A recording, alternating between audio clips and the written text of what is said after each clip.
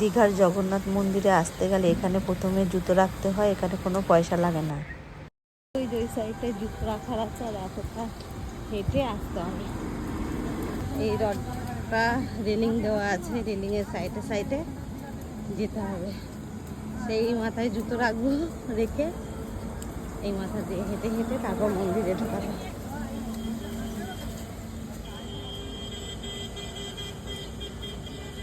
এই যে বিশাল জায়গা জুড়ে হয়েছে মন্দিরটা।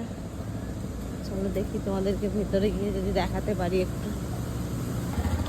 জুতো জমা নেয়, কোনো পয়সা লাগে না, খালি পায়ে এতটা যেতে হবে। বৃষ্টির জন্য জল জমে গেছে।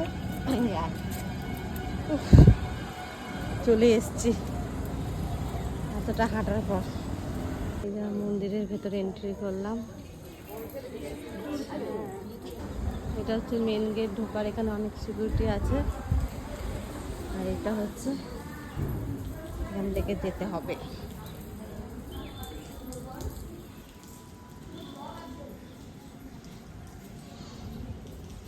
এই যে আসল মন্দিরটা, অনেকটা জায়গা জুড়ে আমাদের থাকারও ব্যবস্থা।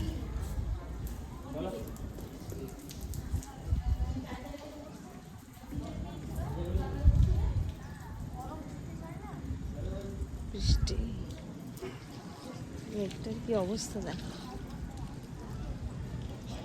এরকম ট্যুর কেউ বৃষ্টির দিনে পায়?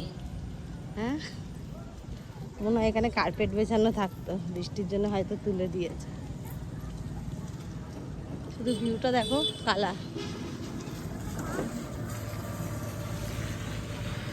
এই যে আসল মন্দির।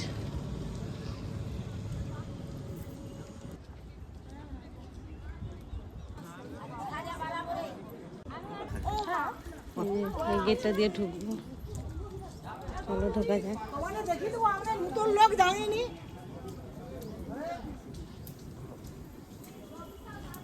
ক্যামেরা অফ করে